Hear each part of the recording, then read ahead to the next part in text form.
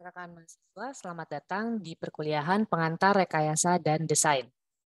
Pada perkuliahan sebelumnya, kita sudah belajar bagaimana caranya untuk membuat sebuah definisi permasalahan. Definisi permasalahan ini tentunya tidak lebih dari 1 hingga 3 kalimat, namun memuat seluruh ide yang ingin kita pecahkan. Dan tentunya ide tersebut masih dalam bentuk masalah dulu, gitu ya. Nah, hari ini kita akan belajar untuk mencoba membuat beberapa alternatif solusi terhadap permasalahan tersebut yang kita sebut sebagai alternative concepts. Nah, alternative concepts ini merupakan materi hands-on kedua dari perkuliahan rekayasa dan desain. Nah, sebelum kita membuat konsep, tentunya kita harus tahu dulu apa sih sebenarnya konsep itu. Jadi, menurut buku yang sudah saya share ke kalian, ya, konsep itu merupakan sebuah ide dan dia itu bukan sebuah detailed design gitu ya. Jadi dia masih merupakan sebuah ya konsep ide gitu ya. Jadi masih sangat abstrak gitu ya, masih bisa didetailkan gitu ya. Nah, yang membedakan satu konsep dengan konsep lainnya itu harus merupakan sesuatu yang cukup fundamental gitu. Ya, jadi kalau misalnya kita membuat beberapa konsep ya, beberapa konsep alternatif itu nggak bisa. Contohnya kita pengen makan gitu ya. Kita pengen makan pakai sendok gitu ya. Sendoknya kayaknya bisa beda-beda deh. Sendok plastik, sendok stainless steel gitu ya, atau sendok kayu gitu. Wah, udah 3 konsep berbeda gitu. Nggak bisa, karena ketiganya masih sama-sama sendok gitu ya. Kalau misalnya kalian ngubahnya, ya udah deh, bukan kayak gitu Bu, gitu ya. Coba ngubahnya sendoknya sendok besar, sendok kecil, sama sendok sedang gitu. Sama aja gitu, sama-sama buat makan soalnya gitu kan. Nah, itu akan menjadi berbeda ketika apa? Ketika misalnya kalian pengen, kayaknya aku nggak pengen makan pakai sendok lagi deh. Kayaknya aku pengen ada orang yang nyuapin saya gitu kan ya. Ada orang yang nyuapin saya, terserahlah dia nyuapin pakai apa gitu. Nah itu konsepnya beda. Kenapa? Karena ada pihak lain di situ kan ya. Kalian harus nambah satu personel gitu cuma buat kamu makan. Udah gitu orang itu yang harus nyariin entah dia mau nyuapin kamu pakai apa gitu. Atau kamu lebih high tech gitu, oke lah saya pengen membuat sebuah robot yang bisa nyuapin saya makan gitu kan. Nah itu udah beda konsep lagi gitu, karena apa? Karena kamu spend waktu untuk desain, spend waktu untuk beli alat-alatnya, spend waktu untuk percobaan gitu kan ya. Lalu beda lagi kalau misalnya konsepnya, saya pengen makan pakai tangan aja, ngapain pakai sendok? Itu juga udah beda konsep. Kenapa? Karena ya kamu nggak perlu energi untuk setidaknya kalau kamu konsumer, kamu nggak perlu beli sendok gitu ya. Lalu kalau kamu manufakturer gitu, kamu nggak perlu bikin sendok gitu. Jadi udah pakai sendok dan pakai tangan pun itu sudah merupakan 2 konsep yang berbeda gitu ya. Karena apa? Karena itu fundamentally berbeda banget gitu. Ya, walaupun konsepnya adalah bukan konsep, permasalahannya adalah kamu pengen makan gitu. Udah gitu kan ya. Nah, rule of thumb-nya kayak gimana sih? Berapa banyak sih konsep yang harus kita buat gitu untuk memecahkan satu masalah? Biasanya paling tidak kalian membuat 3 konsep yang benar-benar berbeda gitu ya. 3 fundamentally different concepts gitu. Nah, perbedaan ini nggak boleh cuma perbedaan appearance kayak tadi gitu ya. Nggak boleh cuma sendok stainless steel, sendok kayu sama sendok plastik gitu ya. Dan nggak boleh cuma sendok gede, sendok kecil, sendok sedang gitu. Harus merupakan sebuah konsep yang memang benar-benar berbeda. Jadi bukan cuma dibedain dikit gitu ya, tapi emang benar-benar beda banget gitu. Konsekuensinya besar, kira-kira seperti itu. Nah, bagaimana cara menemukan alternatif konsep? Tentunya kalian brainstorming dulu. Jadi alternatif konsep pun dimulai pada saat Anda brainstorming. Jadi tentunya kalau yang ide kemarin gitu ya, untuk problem definition itu juga dari brainstorming. Nah, untuk pembuatan alternatif konsep pun itu butuh waktu untuk brainstorming. Dan kalian udah tahu caranya ya, karena sudah saya ajarkan juga di kuliah sebelumnya. Nah, ada satu-satunya aturan sebenarnya yang paling penting pada saat Anda brainstorming adalah kalian nggak boleh mengkritisi. Ya, jadi benar-benar luapkan semua ide segila apapun itu, karena brainstorming itu benar-benar waktu kalian untuk secara kualitas gitu ya, kalian benar-benar dengerin apapun yang ada gitu. Bahkan kalau misalnya teman kalian mungkin lebih banyak bengong gitu ya waktu brainstorming, tiba-tiba dia punya ide, itu juga tetap harus ditulis idenya, tetap harus didokumentasikan. Jadi pokoknya masa-masa brainstorming adalah masa-masa kalian benar-benar devoted untuk mencari ide-ide yang gila, ide-ide yang bold, ide-ide yang mungkin nggak pernah kepikiran sama orang sebelumnya. Contohnya ya pesawat terbang gitu ya. Kalau sekarang mungkin ya aplikasi-aplikasi yang bisa membantu kehidupan saya gitu kan ya. Lalu mungkin apalagi gitu, apa kira-kira yang bisa menyelesaikan permasalahan dalam hidupmu gitu ya. Jadi intinya pada saat brainstorming pokoknya jangan ada kritisi. Ya, tapi tentunya nggak boleh break any rules. Rules di sini juga kalian ya dari rules paling cemen aja lah, nggak usah rules yang aneh-aneh. Kalian nggak boleh ribut gitu ya. Misalnya kadang-kadang brainstorming itu kalian sampai marah-marahan gitu ya, sampai ngambek-ngambekan. Ya jangan sampai di atas jam 11 malam kalau misalnya kalian meetingnya di ruang tamu atau misalnya di teras orang gitu kan ya. Kenapa? Karena mungkin tetangga-tetangganya udah tidur, mungkin tetangganya ada yang punya bayi gitu kan ya. Jadi rules-rules kecil gitu ya, tolong tetap dijaga gitu. Apalagi rules-rules yang besar gitu. Karena nantinya kita baru akan mencoret gitu ya. Kalau brainstorming tuh nggak cuma 3 gitu ya. Jadi ide tuh bisa 10, bisa 15, bisa 100 gitu ya. Bahkan saya yakin gitu ya pesawat terbang waktu Wilbur dan Olive bersaudara, si Wright bersaudara itu pasti mereka coret-coret, ngide-ngide macam-macam dan itu pasti merupakan proses yang berulang gitu. Jadi kalau misalnya udah ada, oke lah kita selesai brainstormingnya gitu ya, karena kita waktunya lebih baik kita spend untuk yang lain.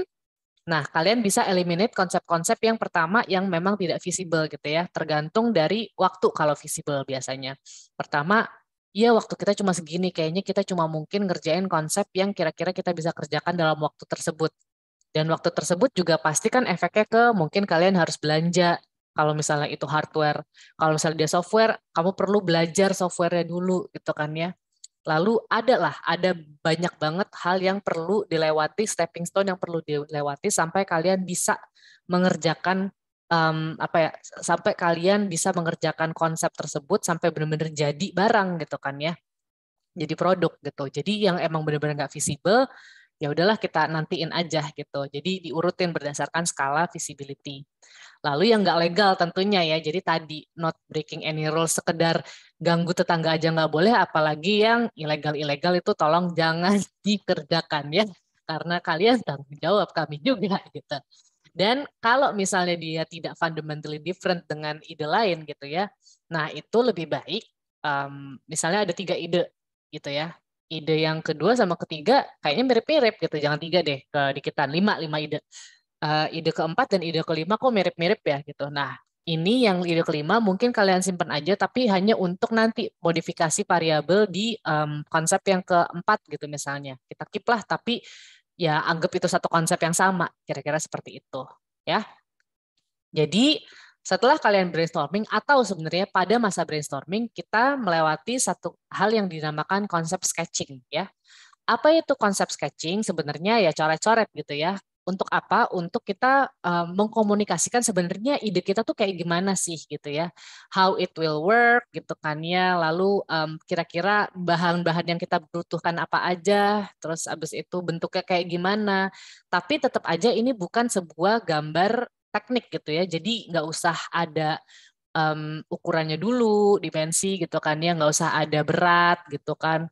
Terus nggak perlu juga, perkiraan boleh sih ya, maksudnya perkiraan bahannya bahan apa gitu ya, paling nggak bahannya misalnya konduktor, yang satunya lagi bukan konduktor gitu ya, isolator gitu misalnya. Lalu itu kalau misalnya kalian main hardware gitu ya. Kalau misalnya kalian main software, paling tidak kalian membuat mind map, kira-kira seperti itu. Jadi mind map-nya itu juga simple aja gitu ya, nanti akan saya jelaskan lebih lanjut. Tapi kalau misalnya kalian main memang di software atau kalian membuat produk yang sifatnya online gitu ya, atau produk digital, nah itu kalian paling tidak mengerti input kalian apa, proses yang akan kalian lalui itu apa, dan outputnya nanti apa. Jadi kembali ke cara berpikir komputasional di semester sebelumnya gitu ya. Jadi idenya adalah mengkomunikasikan desain gue tuh ini dan cara kerjanya itu seperti ini, kira-kira begitu ya. Prosesnya kurang lebih pertama adalah yang disebut sebagai creative phase. Ini tuh masih benar-benar coret-coretan tangan gitu ya. Jadi nggak, ya kalau misalnya kalian nyaman langsung di komputer silahkan. Tapi sampai sekarang sih saya masih bahkan mind map pun gitu ya buat bikin software atau bikin program atau bikin apa, saya masih suka coret-coret tangan gitu. Kalian nggak perlu lihat rapi-rapinya gitu ya, karena toh ini kalian kerjakan pokoknya pengen mengkomunikasikan ide gue tuh kayak gini dan ini bisa dikerjakan pada saat brainstorming. Nah, setelah creative phase, setelah brainstorming gitu ya, kita pilih beberapa hal yang menarik. Nah, itu kita dokumentasikan gitu. Jadi kita ambil best konsepnya lah kira-kira ya, three best concepts misalnya coba kalian coret-coret gitu ya dari fase kreatif gitu. Di redraw lebih baik, tapi tetap nggak perlu terlalu detail gitu ya, karena lagi-lagi ini belum merupakan gambar teknik, tapi setidaknya lebih rapi dibanding sebelumnya. Untuk apa? Untuk setidaknya semua orang mengerti gitu ya. Mungkin kalau di awal orang ngerti tapi konsep aja gitu kan ya. Tapi nanti begitu baca itu apa ya lupa gitu. Nah, di documentation phase ini adalah waktu kalian untuk memperbaiki gambar kalian agar lebih dimengerti sama lebih banyak orang ya. Nah, untuk documentation phase guideline pertama dia bisa hand sketch atau bisa komputer bebas ya. Tetap no dimension karena masih belum detail drawing. Tapi kalau kalian mulai kira-kira silahkan gitu ya. Misalnya ya kira-kira semeteran lah gitu. Tapi nggak yang 1,2 bla bla bla gitu nggak usah. Jadi pokoknya ya kira-kira semeter gitu. Ini kira-kira setengah meter bla. Terus label parts or main features gitu. Jadi barang-barang yang penting tuh apa aja sih? Misalnya roda gitu ya. Roda ini buat ya buat jalan gitu misalnya. Lalu ada misalnya kalian pakai mangkok plastik gitu ya, mangkok plastik untuk tadahan apa gitu misalnya. Jadi untuk fitur-fitur pentingnya itu kalian kasih label tapi masih berdasarkan fungsinya. Jadi belum berdasarkan bahannya atau apa, tapi terserah gitu ya. Kalau kalian udah mulai ngide gitu silahkan. Tapi lagi-lagi this is not detailed drawing gitu ya. Lalu kalau misalnya kalian pengen zoom in gitu ya di beberapa part gitu kan, kayak jangan lupa ini ada sekrupnya gitu ya, ini harus dikencengin pakai karet misalnya, hal-hal kecil aja gitu, karena teknologi itu kan dimulai dengan hal-hal kecil gitu ya. Lalu sekali lagi kalau misalnya kalian lebih tertarik untuk membuat sesuatu yang sifatnya software gitu ya, yang bukan hardware gitu, yang bukan barang yang bisa kalian pegang, kalian bisa bikin mind map gitu ya. Nanti mind map-nya saya akan jelaskan lebih lanjut. Nah, ini adalah contoh dari sketching gitu ya. Jadi misalnya kira-kira orang ini lagi bikin apa ya? Oh, ini dia lagi bikin kapal-kapalan buat tembak-tembakan gitu. Kira-kira kayak gitulah, kapal perangan lah ya kelihatannya. Tapi nggak tahu kapal perangnya ini sebesar apa ya. Kenapa? Karena lagi-lagi belum ada dimensinya. Dia masih bikin desain gitu. Pokoknya kapalnya itu jenisnya katamaran. Katamaran itu adalah jadi kayak dua kapal kecil gitu ya, terus tengahnya bolong gitu ya, baru ada atasnya itu namanya katamaran gitu kan ya. Jadi ada dua katamaran, terus abis itu ada komponen propulsinya gitu di situ gitu ya. Jadi propulsi itu si apa sih namanya mesin pemutarnya lah biar dia bisa jalan gitu kan itu makanya di sini ada propeller gitu kan ya. Jadi propulsi itu dari propeller gitulah ya. Lalu ini ada barang untuk ada kotak untuk menyembunyikan kabel ya di sini. Terus habis itu ada receiver gitu atau apa. Habis itu di sini ada apa saya nggak tahu nih.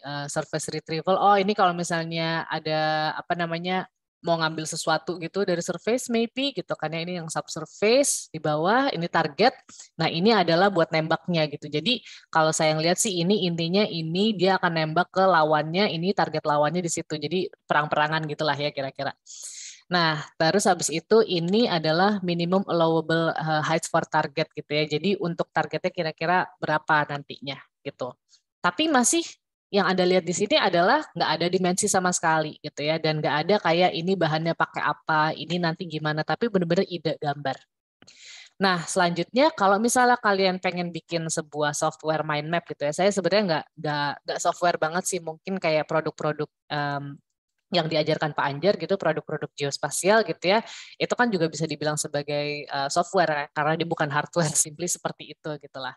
Nah ini saya rasa berlaku umum gitu ya, karena yang pertama kali kita pikirkan dulu adalah inputnya nanti kira-kira apa gitu. kira-kira tipe data apa yang kalian akan butuhkan. Apakah data misalnya tutupan lahan gitu ya, atau data temperatur di area mana gitu kan ya, atau data curah hujan misalnya. Jadi data-data apa sih yang akan kalian butuhkan nantinya gitu ya. Jadi di sketsa ya. Pertama adalah who or what will be your source of data gitu. Apakah kalian butuh minta ke seseorang atau ke suatu pemegang keputusan gitu, atau pemerintah atau siapa, atau misalnya apa gitu, apakah kamu download langsung dari si Google Earth Engine gitu, atau kalian download dari source data lain gitu. Jadi untuk input kalian cari tahu juga kalian dapat datanya itu dari mana. Lalu yang selanjutnya adalah kira-kira siapa aja yang akan involve dalam sistem ini gitu. Jadi input itu bukan hanya data, tapi nanti siapa aja sih yang bakal nge-handle data ini gitu ya. Jadi kira-kira akan berapa orang ya buat kerjain ini tuh, siapa ngerjain apa. Jadi dipecah-pecah gitu ya, sebuah kerjaan besar itu kalian pecah-pecah menjadi lebih kecil. Again, that's computational thinking gitu ya. Jadi divide and conquer lah kira-kira seperti itu. Nah, setelah kalian tahu, oke, ini adalah input-input yang gue butuhkan. Selanjutnya, kira-kira proses apa sih yang perlu saya lakukan gitu ya? Kalau misalnya kalian pakai software, kalian perlu belajar apa gitu kan? Apakah kalian perlu belajar sama asisten, atau kalian perlu belajar sama dosen gitu, atau kalian mau pakai skill Python kalian yang kemarin gitu kan? Jadi dalam proses ini adalah data-data yang kalian punya tuh mau diapain sih? Kalau kalian masih belum bisa melakukan hal-hal yang kalian pengen, artinya di proses ini harus kalian list bahwa saya harus belajar ini gitu kira-kira ya. Jadi proses ini ada juga how will your user interface look like, itu juga harus kalian pikirkan nanti end produknya tuh seperti apa sih gitu ya. User tuh bisa melihat oh ini final produknya gitu ya. Saya bisa ngapain. Kalau misalnya kalian bikin app gitu ya, nanti kira-kira app-nya tuh seperti apa gitu kan. Bagaimana caranya biar interface-nya itu gampang user bisa make. Kebalik. Nah, selanjutnya adalah output terakhir ya. Jadi outcome-nya tuh apa, ending-nya tuh apa. Jadi yang pertama itu adalah usernya tuh nanti siapa sih gitu ya. Kalian tuh jual produk kalian tuh ke siapa gitu ya. Apakah itu akan ke teman-teman kalian, itu beda jualannya kalau kalian sama keluarga kalian. Beda lagi jualannya kalau kalian sama adik kelas kalian. Beda lagi jualannya sama dosen, sama kakak kelas, atau mungkin sama pemerintah. Ini harus difikirkan gitu. Ini tuh buat siapa sebenarnya ya. Jadi ada beberapa software gitu ya, misalnya ada software bikin paspor gitu ya. Tentunya software bikin paspor itu beda pasar dengan gampangnya software untuk membantu saya belanja gitu kan ya. Karena yang butuh paspor itu tidak sebanyak orang yang butuh belanja gitu. Itu pasti database-nya dipikirin gitu kan ya, user interface-nya harus lebih mudah apa segala macam. Dan yang terakhir adalah kira-kira kalau produk kalian bermasalah, nah ini orang suka lupa. Kira-kira dia bisa kontak ke siapa? Apalagi kalau dia software gitu kan ya. Dia misalnya, wah software gue rusak gitu. Kalian harus kasih tahu gitu ya, if there's anything gitu ya, kamu kontak ke sini. Itu adalah hal yang saya pelajari banget ketika saya ke lapangan gitu ya. Pasti saya kalau mau pakai software apapun, software bahkan hardware apapun, itu saya benar-benar bergantung sama yang namanya manual book. Di manual book, kalau misalnya ada yang nggak jelas, dia pasti ada kontak ini. Kenapa? Karena saya beli softwarenya gitu. Kalau misalnya ini nggak kerja, bukan salah gue gitu, bukan guenya kurang pinter, tapi lu yang kurang pinter untuk bikin booknya, kira-kira seperti itu. Ya. Nah, ini adalah contoh untuk user interface misalnya ya. Jadi misalnya kalian bikin app. Nah, pertama gitu ya, kira-kira ada tombol apa aja sih di situ gitu kan ya. Misalnya cara tergampang itu adalah kalian buka app kesukaan kalian, apapun itu, kalian pelajari, itu tuh tombolnya tuh ada apa aja, saya bisa kemana aja, kalau mencet ini kemana, kalau mencet ini kemana. Itu perlu dipikirkan, ya. Nah, untuk membantu proses ini, kalian bisa membuat sebuah hierarki, ya. Apa itu hierarki? Sebenarnya ini kalian sudah pelajari di Pengkom dan di TTKI kemarin ya, tata tulis karya ilmiah. Jadi sebenarnya hierarki itu ya simplified algorithm gitu ya, kayak table of content aja gitu. Jadi misalnya dari home ya, home kalian pencet satu fungsi gitu, misalnya fungsi kalian pengen apa gitu lah, saya nggak akan jualan software apa-apa lah ya. Ya kalian pencet aja gitu kan, oh tak gitu, ini dari home saya mencet ini ke arah mana, ada subfungsi apa lagi, pencet itu apakah ada sub-sub fungsi gitu ya. Lalu di home itu ada fungsi apa lagi, fungsi kedua, fungsi ketiga. Jadi kalian coba petakan dari setidaknya software favorit kalian dulu aja gitu kan ya. Jadi nanti explore gitu fungsi-fungsinya tuh kira-kira ada apa aja.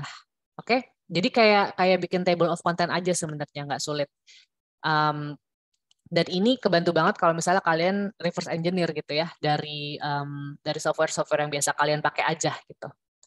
Nah, when you know how your hierarchy looks like, you will know how many buttons you will need within one single interface, and you can have your own customer experience gitu. Jadi kira-kira kamu tuh tahu gitu ya kalau hierarkinya udah ada, satu kali layar gitu ada berapa tombol sih yang perlu dipencet. Begitu satu tombol dipencet, nanti ada berapa tombol lagi yang muncul. Nah, itu semua asalnya dari hierarki. Nah, sekarang saya akan membicarakan bagaimana sih caranya kalian untuk berstrategi gitu ya. Bagaimana caranya kalian untuk menentukan gitu kan, oke ini adalah ide-ide saya, bagaimana caranya kalian brainstorming, bagaimana caranya kalian bisa menemukan ide-ide yang fundamentally different. Pertama adalah analogi gitu ya. Jadi ada nggak sih di dunia ini gitu ya contoh yang secara natural kalian bisa ambil idenya. Seperti burung bisa terbang. Oke, gimana caranya kita bisa terbang? Lalu bisa reverse engineering seperti yang tadi saya jelaskan gitu kan ya. Jadi lihat smartphone kalian, ada aplikasi apa yang kalian suka. Nah ya, itu kira-kira bentuknya seperti apa, hierarkinya seperti apa. Terus kira-kira desain prosesnya tuh ada apa aja di situ sampai akhirnya mereka menentukan oke tombolnya ini, lalu bentukannya seperti apa gitu. Kira-kira yang involved di situ siapa saja yang menentukan ada tombol ini, dan ini gitu. Apakah itu benar-benar dari mereka atau mereka ada permintaan dari user juga gitu kan. Dan yang terakhir dan tidak kalah pentingnya adalah literatur gitu ya. Jadi bacalah artikel dari reliable sources. Kalau kalian bacanya berita, make sure itu legit gitu ya. Juga bukan berita-berita bohong, bukan berita hoax gitu ya. Dan yang terakhir adalah kalian bisa gunakan jurnal ilmiah. Setidaknya kalau di ITB kita punya akses ke Science Direct. Di segmen selanjutnya kita akan mempelajari functional decomposition. Jadi bagaimana sih caranya kita mendekomposisi sebuah persoalan. Jadi kembali lagi ya ke pemikiran computational thinking. Kita ketemu di segmen selanjutnya.